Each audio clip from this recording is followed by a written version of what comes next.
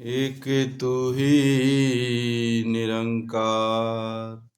बोल सतगुरु माता सुदीक्षा सुबिंदर हरदेव जी महाराज जी की जय। हे निरंकार प्रभु, मैं तेरी शरण हूँ, मैनू बख्श लो जी। हे निरंकार प्रभु, मैं तेरी शरण हूँ, मैनू बख्श लो जी। आज का संतों का, भक्तों का विचार है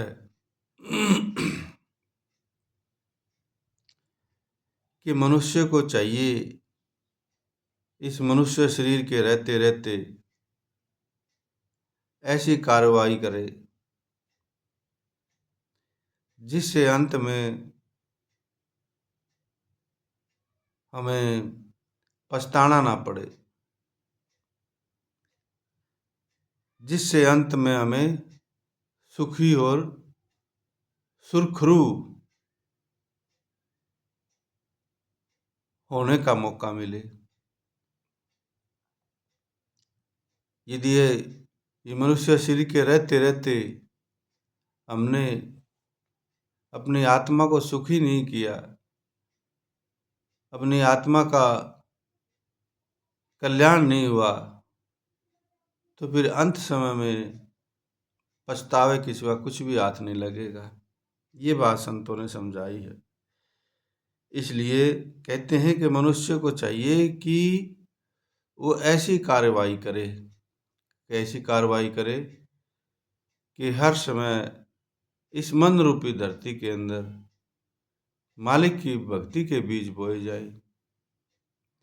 मालिक की भक्ति के बीज बोए जाएंगे तो एक न एक दिन भक्ति की फसल पैदा होगी।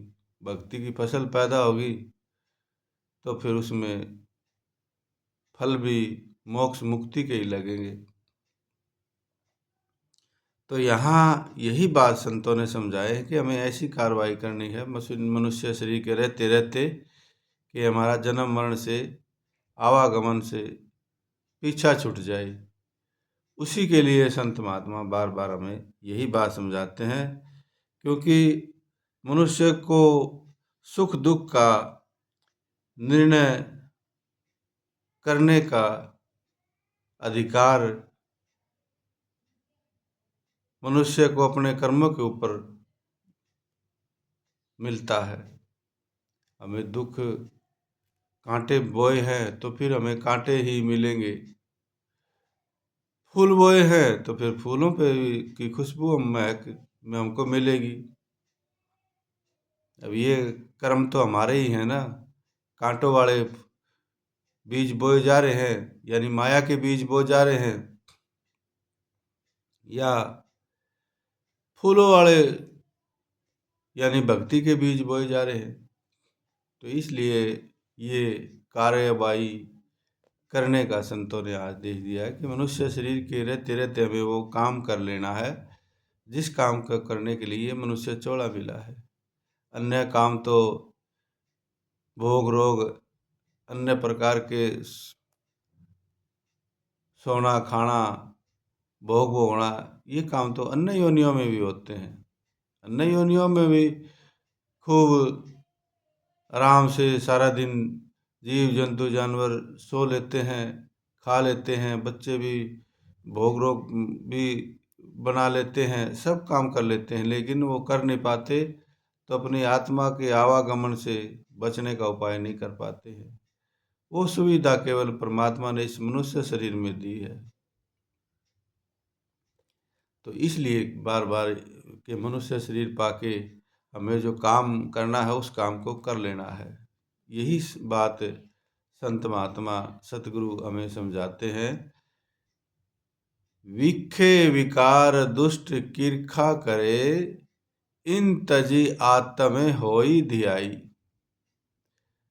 अब गुरुवाणी का है कि बुरे विचारों और मैले विचारों की जो खेती जीव करता जा रहा है, ये कांटों की खेती है। ये दुख कष्ट मुसीबत मिलने वाली खेती है।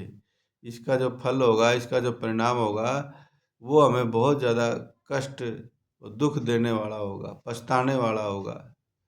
इसे संत महात्मा कहते हैं कि जो समझदार होता है वो अपने मन रूपी धरती के अंदर जो मैले विचार हैं, जो बुरे विकार हैं, उनको वो उखाड़ फेंकता है बार बार।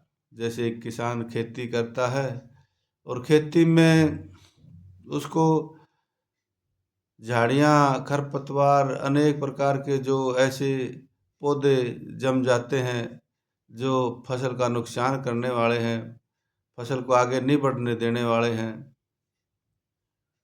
तो वो बार बार वो उसको उखाड़ फेंकते हैं।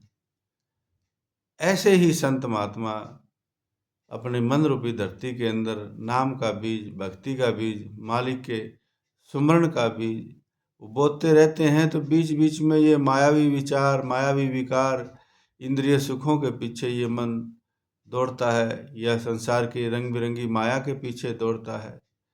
तो वहाँ फिर संत महात्मा बार बार उन विकारों को, मैले विचारों को उखाड़ने का, जैसे एक किसान काम करता है, वैसे ही अपने मन रूपी धरती के अंदर से बार बार ये नाम का सुमरण कर करके उनको उखाड़ते रहते हैं। तो इसलिए संत महात्मा कहते हैं यदि वो ऐसा काम करता है, अपने मन रूपी धरती में से कांटों को उखाड़ के और आत्म चिंतन, मालिक की भक्ति, मालिक के नाम का सुमरण का बीज बो रहा है, तो वो एक आत्म चिंतन है, अपनी आत्मा की अंदर एक बहुत पावर, ताकत देने का काम करता है। इसलिए हमें अपनी आत्मा को की संभाल करने आ जाए, गुरु शब्द की संभाल करने आ जाए। गुरु शब्द की संभाल भी यही है कि गुरु शब्द का मालिक के साथ हमारा, गुरु शब्द के साथ हमारे मन का जुड़ना, यानी मालिक के साथ जुड़े रहना, मालिक के साथ हमारा मिलाप होना, गुरु शब्द अभ्यास। तो ये इस मन रूपी धरती के अंदर हम जितना ज़्यादा बोते चले जाएंगे, उतना ज़्यादा हमारे अंदर फिर सुकून, शांति, ठहराव, मन एक विश्राम अवस्था में आ जाएगा। इसलिए संत महात्मा कहते हैं कि सारा का सारा जो परिश्रम है, अगर इस मन रूपी धरती के अंदर आपने जो झाड़ियाँ, पौधे, खरपतवार जो नुकसान देने वाले हैं, उनको ही नहीं उखाड़ के फेंका, तो भक्ति का बीज आपका उगना मुश्किल हो जाएगा। भक्ति के बीज के लिए हमें खेती तैयार करनी है, मन रूपी धरती तैयार करनी है। उसके अंदर जो और अन्य प्रकार के दूषित वातावरण के, गलत वातावरण के जो विचार हैं, विकार हैं, उनको उखाड़ फेंकना होता है और बार बार उखाड़ फेंकना होता है। ये नहीं एक दिन हो गया। तो हमें हर रोज नाम का सुमरण करना है। तो ये समझो, आप जो बुरे विचार हैं, बुरे विकार हैं, मैले विचार हैं, उनको आप मन से बाहर करते जा रहे हो नाम के सुमरण के सारे। तो ये बहुत जरूरी है, संतों ने बहुत बताया। यही कार्यवाही, ये कार्यवाही करनी है, कार्रवाई, इसी को कार्रवाई का नाम दिया है। छल की कर कुकुट के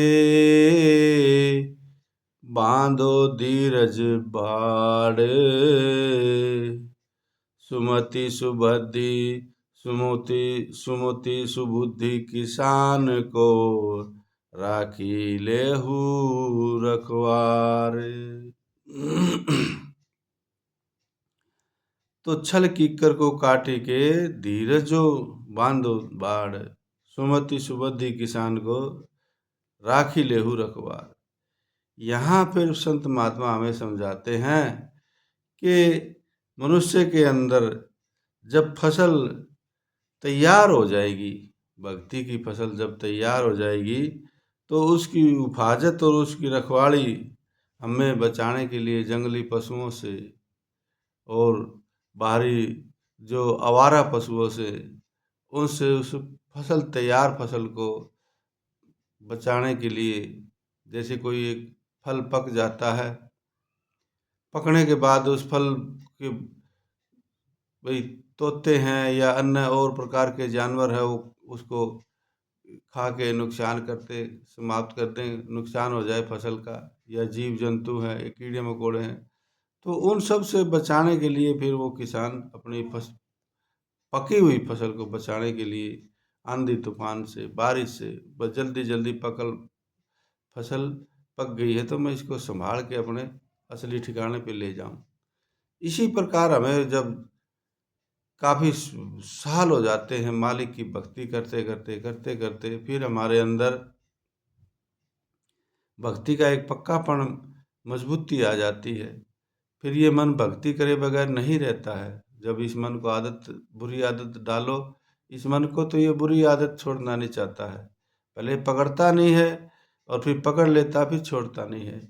इसी प्रकार मन को यदि भक्ति की आदत डाल दी तो फिर ये मन भक्ति की आदत पकड़ लेने के बाद फिर छोड़ता नहीं है। तो हमें अपने मन को ऐसा हालत में पहुंचा देना है कि ये मन मालिक की भक्ति करे बगैर, मालिक का नाम सुमरन करे बगैर, मालिक के साथ अपना नाता हर सांस के साथ जोड़े रखे। इस मन को ही प्रमोद ये, मन को ही उपदेश, और जो मन को बस करे शिष्य होय सब देश। तो यह संतों ने बताया है कि इस मन को ही बार बार उपदेश करते रहते हैं संत महात्मा, और मन को ही समझाते रहते हैं कि हे मेरे मन, तू हमेशा चलना गुरु के सहारे। तो यहाँ बार बार बारी मथे घृत होई बरु, सिकता ते बरु तेल, और बिनु हरि भजन न भव तरिए, यह सिद्धांत अपेल। तो यहाँ रामायण की एक चौपाई इतनी संतों ने बताई है कि बारी मथे घृत होई बरु, सिकता ते अरु तेल, तो बिनु हरि भजन न भव तरिए, यह सिद्धांत अपेल। कहते हैं जैसे दूध के अंदर घी छिपा हुआ है लेकिन हमें दिखाई नहीं देता है, इसी प्रकार तिल के अंदर तेल छिपा हुआ है लेकिन हमें दिखाई नहीं देता है। मेहनत परिश्रम करने से, हमें कुछ कार्रवाई करने से फिर वो चीज़ प्राप्त होती है।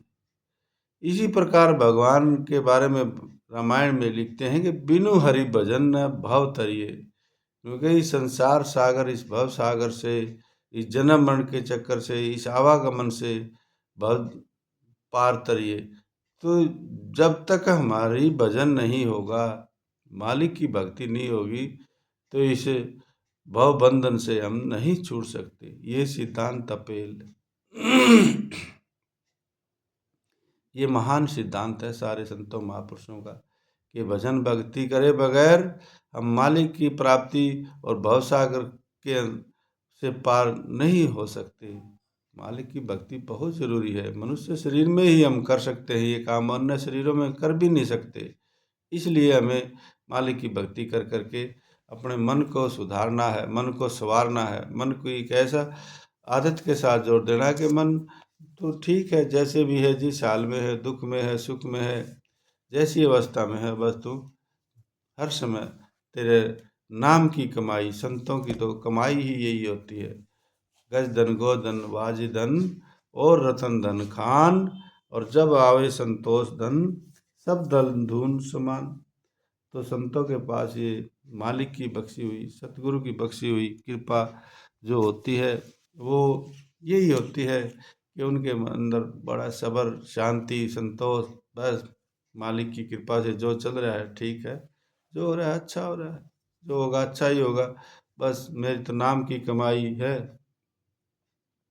संतों का धन तो नाम की कमाई ही होता है, संतों का धन तो भक्ति ही होता है।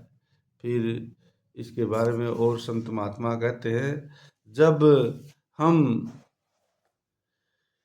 एको कर जान या, आज सतगुरु माता जी का विचार आ गया कि जब हम एको कर जान या, तब लोगन काहे दुख मानया। तो यहाँ सतगुरु माता जी समझाते हैं, कहते हैं कि जब हमने एक को एक करके जान लिया है, एक एक के अलावा कुछ है ही नहीं, इस एक से ही सारा संसार ये निरंकार परम परमात्मा। तो इस एक को हमने एक करके जान लिया तो लोगों को क्यों दुख होता है और किन लोगों को दुख होता है? उन लोगों को जो बांटने में बनावट करने में खुश होते हैं, जो इंसान को भ्रमों में डाले रखने में खुश होते हैं, उनमें ही वास्तव में ऐसी ईर्ष्या और नफरत की भावना आती है। महापुरुषों ने और तो कोई कसूर नहीं किया, किसी का पैसा नहीं दबाया, किसी का हक पर अपना कब्जा नहीं जमा लिया, किसी को गाली नहीं दी, किसी के साथ बुरा व्यवहार नहीं किया। आखिर उन महापुरुषों ने क्या किया था जिसके लिए उनके साथ बैर किया गया? तो जिस तरह से हम देखते हैं संत ज्ञानेश्वर जी का बाल अवस्था में ही उस समय के कर्मकांडी लोगों ने विरोध किया और अनेकों प्रकार से उन्हें दुत्कारा। इसी तरह से ही हर एक महापुरुष संत पीर पैगंबर एक सत्य का नाम लेता है, एक सत्य का बोलबाला करता है कि हे इंसान तू सत्य को अपना ले, ये हीरा सत्य है, आत्मा हीरा है और जो तन कांच है ये सदा रहने वाला तो हीरा ही है और टूट जाने वाला कांच है। तो संत महात्मा इसी भ्रम को हमारे अंदर से दूर करते हैं कि सदा रहने वाला आत्मा रूपी हीरा है और टूटने वाला कांच है, ये तो एक न एक दिन टूटना ही टूटना है। जब हमको एक कर जान या हमें एक को जानो, एक को मानो और एक हो जाओ, ये अवस्था गुरु की कृपा से हमारे अंदर आएगी। हमारी मनमति से हम अपनी मनमति से भक्ति करेंगे, पूजा पाठ करेंगे, ठीक है करते रहो, लेकिन आखिर में वो अवस्था हमारी वो कोल्लू के बैल जैसी होगी। जैसे कोल्लू के बैल के ऊपर आंखों के पट्टी बांध दिया जाए कोल्लू के बैल पे आंखों की पट्टी बांध दिया जाए और फिर उसको सुबह से एक छड़ी के द्वारा डंडा मार के उसको चला दिया जाता है। सुबह होती है, सुबह से शाम तक वो चलता ही रहता है, चलता ही रहता है। आंखों पे पट्टी बांध दी, बस उसको अब चलना ही चलना है। तो इसी प्रकार संतों ने उन मनुष्यों के बारे में बताया है कि जो बिना गुरु के द्वारा जो भक्ति करते हैं वो जीवन भर भक्ति तो करते हैं लेकिन वो पहुंचते कहीं नहीं है। जैसे कोल्लू का बैल सारा दिन चलता है लेकिन शाम को जब आंखों से पट्टी उतरती है तो सोचता है मैं तो वहीं का वहीं हूँ, सारा दिन तो मैं चलना हुआ है लेकिन पहुंचा मैं कहीं नहीं। यही हालत बिना गुरु के द्वारा जो बिना संतों की शरण में जाए बगैर भक्ति पूजा पाठ करते हैं वो उस जीव की होती है, वो कहीं नहीं पहुंचता है, आखिर में वो वहीं का वहीं रहता है। तो इसलिए हमें बिना गुरु के तो भक्ति करनी ही नहीं है, क्योंकि संतों के बिना हमें पता ही नहीं है, भक्ति करने का तरीका ही नहीं है। तो उसमें भी हमें सीखते रहना है जीवन भर जीवन भर सीखते ही रहना है, कुछ ना कुछ हर रोज नया सीखने का नया तरीका, नया इस मन को कैसे काबू का किया जाए, इस मन को कैसे शांत रखा जाए, इस मन को इस संसार के दुखों से कैसे ऊपर उठा के रखा जाए। तो ये सारी की सारी बातें हमें रोज अच्छे विचार इस शरीर के अंदर भरेंगे तभी सारा दिन सुकून चैन इसमें बना रहेगा। जैसे सुबह फ़ोन की बैटरी हम चार्ज करके रख घर से पूरी करके लेके जाते हैं, शाम तक वो बैटरी चलती रहती है, फ़ोन चलता रहता है। इसी प्रकार